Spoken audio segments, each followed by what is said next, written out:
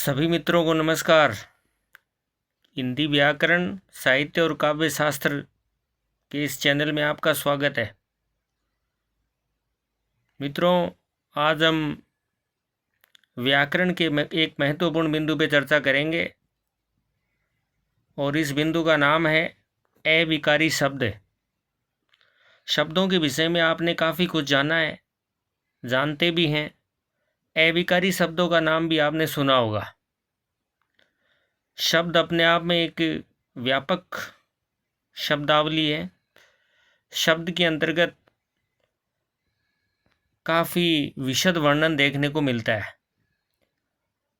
शब्द के भेद को लेकर के भी कई आधार निश्चित किए गए हैं और उन्हीं आधारों में एक आधार है प्रयोग के आधार पर शब्दों के भेद। प्रयोग के आधार पर शब्दों के भेद जब हम जानते हैं तो वहाँ पे दो श्रेणियाँ हमें देखने को मिलती है, एक तो विकारी शब्द और एक अविकारी शब्द। आज हम उसी अविकारी शब्द की चर्चा करने जा रहे हैं। अविकारी शब्द में अ उपसर्ग है, विकार मूल शब्द है और ई प्रत्यय है। इस तरीके से इस शब्द की संरचना बनी है। ये वे शब्द हैं जो विकार से रहित होते हैं, यानी इन शब्दों में किसी भी तरीके का विकार प्रयोग के अंतर्गत देखने को नहीं मिलता है। लिंग, वचन, काल, कारक किसी का भी असर इन पर नहीं पड़ता है। तो चलिए फटाफट जान लेते हैं अविकारी शब्दों के विषय में। रूपांतरण के आधार पर शब्दों के दो भेद होते हैं, जैसा कि स्क्रीन पे दिखाया गया है। रूप धन अंतरण, यानी जिनके रूप में बदलाव हो जाए, इस श्रेणी के आधार पर शब्दों को दो भागों में विभक्त किया गया है। पहला है विकारी शब्द और दूसरा है अविकारी शब्द। वे शब्द जो लिंग, वचन, काल, कारक आदि के प्रभाव में आकर अपने रूप को परिवर्तित कर लेते हैं, उन्हें विकारी शब्द कहा जाता है। हिंदी भाषा के अंतर्गत प्रयोग के आधार पर शब्दों की दो श्रेणियां हैं, विकारी और अविकारी। विकारी वे शब्द हैं जो लिंग, वचन, काल और कारक के प्रभाव में आकर अपने रूप को परिवर्तित कर लेते हैं। ऐसे शब्द विकारी शब्द कहलाते हैं। इसके अलावा दूसरी और अहम बात, वे शब्द जो लिंग, वचन, काल तथा कारक आदि के प्रभाव में आकर अपने रूप को परिवर्तित नहीं करते, उन्हें अविकारी शब्द कहा जाता है। हिंदी में लिंग के दो भेद हैं, एक पुल्लिंग और एक स्त्रीलिंग। यानी ये ऐसे शब्द होते हैं जो स्त्रीलिंग के हिसाब से तो अपना रूप दूसरा बना लेते हैं और पुल्लिंग के हिसाब से अपना रूप दूसरा बना लेते हैं। जैसे मोर पुल्लिंग है, लेकिन जब स्त्रीलिंग में इसे कन्वर्ट करेंगे तो मोरनी हो जाएगा, यानी इसने अपना रूप बदल लिया। ऐसे ही एक वचन और बहुवचन में कन्वर्ट करते वक्त भी ये शब्द अपना रूप बदल लेते हैं। विकारी शब्द इसीलिए बन गए हैं। जैसे विद्यार्थी और विद्यार्थियों, पुस्तक और पुस्तकें, वचन के आधार पर देखिए रूप बदल रहे हैं। ऐसे ही काल को लेकर के भी बदलाव आता है और कारक चिन्हों का जब प्रयोग किया जाता है, कारक के संदर्भ में भी इनमें काफ़ी अंतर देखने को मिलता है। लेकिन अविकारी शब्द, जैसा कि स्क्रीन पे दिखाया गया है, वे शब्द जो लिंग, वचन, काल तथा कारक आदि के प्रभाव में आकर अपने रूप को परिवर्तित नहीं करते हैं, उन्हें अविकारी शब्द कहा जाता है। इस बात को ध्यान में रखिएगा। चलिए थोड़ा आगे बढ़ते हैं।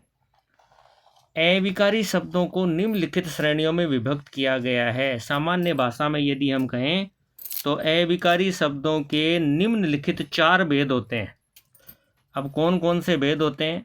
देखिए, चार महत्वपूर्ण भेद हैं। पहला है क्रिया विशेषण, दूसरा है संबंध बोधक और तीसरा है समुच्चय बोधक तथा चौथा है विस्मयादि बोधक। अविकारी शब्द चार श्रेणियों में विभक्त रहते हैं। पहला तो वे क्रिया विशेषण के रूप में बंटे हुए रहते हैं, दूसरा संबंध प्रकट करने के लिए ऐसे शब्दों का प्रयोग किया जाता है और तीसरा समुच्चय बोधक यानी जोड़ा बनाने के काम आते हैं ये शब्द, और चौथा है विस्मयादि बोधक। हर्ष, घृणा, शोक आदि प्रदर्शित करने के लिए भी ऐसे शब्दों का प्रयोग किया जाता है। तो चारों ही बिंदुओं को अलग अलग तरीके से थोड़ा थोड़ा संक्षेप में समझ लेते हैं। सबसे पहला जो भेद है अविकारी शब्द का वो है क्रिया विशेषण। दो शब्दों के मेल से बना है, एक क्रिया और एक विशेषण। ये वे शब्द हैं जो क्रिया की विशेषता बताने के लिए प्रयुक्त किए जाते हैं। इन शब्दों को समझने के लिए नीचे कुछ उदाहरण दिए गए हैं। जैसे पहला और अहम जो उदाहरण है वो है रमेश धीरे धीरे चलता है। अब देखिए, चलना यहाँ क्रिया है और उसकी विशेषता धीरे धीरे शब्द के द्वारा बताई गई है। अतः ये शब्द अपने आप में क्रिया विशेषण है। ये अपना रूप नहीं बदलेगा, चाहे रमेश की जगह कोई स्त्रीलिंग क्यों ना आ जाए। सीता का अगर हम प्रयोग करेंगे तो सीता भी धीरे धीरे चलती है, यानी वाक्य के सभी शब्द अपना रूप बदल रहे हैं, लेकिन धीरे धीरे शब्द में किसी तरीके का बदलाव नहीं आ रहा है, इसलिए ये शब्द क्रिया विशेषण बन गया। और क्रिया विशेषण शब्द सदैव अविकारी शब्दों की श्रेणी में रखे जाते हैं। दूसरा और अहम जो उदाहरण है वो है राजेश तेज दौड़ता है। अब दौड़ना यहाँ क्रिया है और तेज क्रिया की विशेषता बताने वाला शब्द है, तो ये भी यहाँ क्रिया विशेषण है, इसलिए ये भी अविकारी शब्द है। तीसरा जो उदाहरण हमारे समक्ष रखा गया है वो है दिनेश बहुत कम बोलता है। बोलना यहाँ क्रिया है और कम ये क्रिया की विशेषता बता रहा है कि बोलने का जो लेवल है वो काफ़ी कम है, इसलिए कम यहाँ पे क्रिया विशेषण है। और क्रिया विशेषण होने के कारण ये शब्द अविकारी शब्दों की श्रेणी में चला गया। तो पहला और अहम जो प्रकार है क्रिया विशेषण शब्द, उसको आपने समझा कि किस तरीके से ये अपने आप को अविकारी बना लेता है। दूसरा जो भेद है अविकारी शब्दों का वो है संबंध बोधक शब्द। वे अविकारी शब्द जो संज्ञा या सर्वनाम के साथ जुड़कर उनका संबंध वाक्य के अन्य शब्द या सर्वनाम के साथ प्रकट करते हैं, उन्हें संबंध बोधक शब्द कहते हैं। जैसे कुछ उदाहरण दिए गए हैं।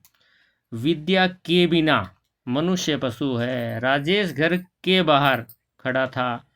पेड़ विद्यालय के बीच में था। अब विद्या और मनुष्य, विद्या का संबंध मनुष्य से बताया गया, लेकिन के बिना के द्वारा इस संबंध को ठीक ढंग से प्रकट किया गया।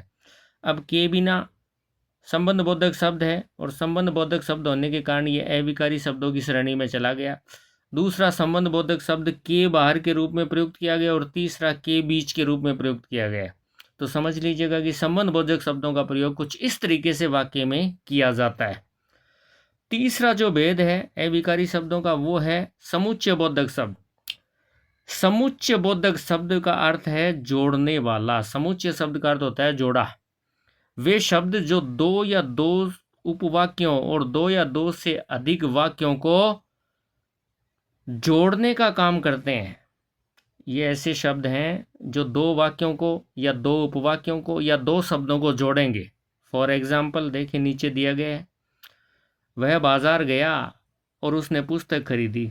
अब वह बाजार गया एक वाक्य तो ये है और उसने पुस्तक खरीदी ये दूसरा वाक्य है, लेकिन इन दोनों ही वाक्यों को जोड़ा गया है किसके द्वारा? और के द्वारा। इसलिए ये जो और है वो समुच्चय बोधक अव्यय है, यानी अविकारी शब्द है।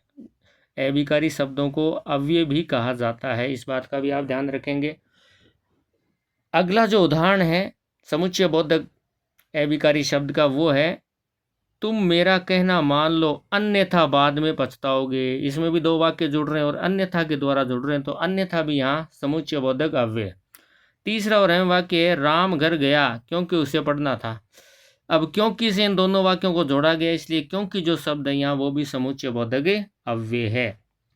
अंतिम जो भेद है अविकारी शब्दों का वो है विस्मयादि बोधक शब्द। ये शब्द दो शब्दों के मेल से बना है, विस्मय और आदि। बोधक यानी बोध कराने वाला, तीन शब्द हैं इसमें।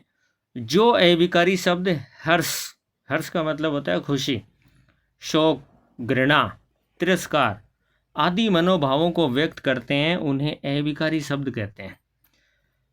और ये शब्द विस्मयादि बोधक शब्द सदैव अविकारी शब्दों की श्रेणी में जाते हैं।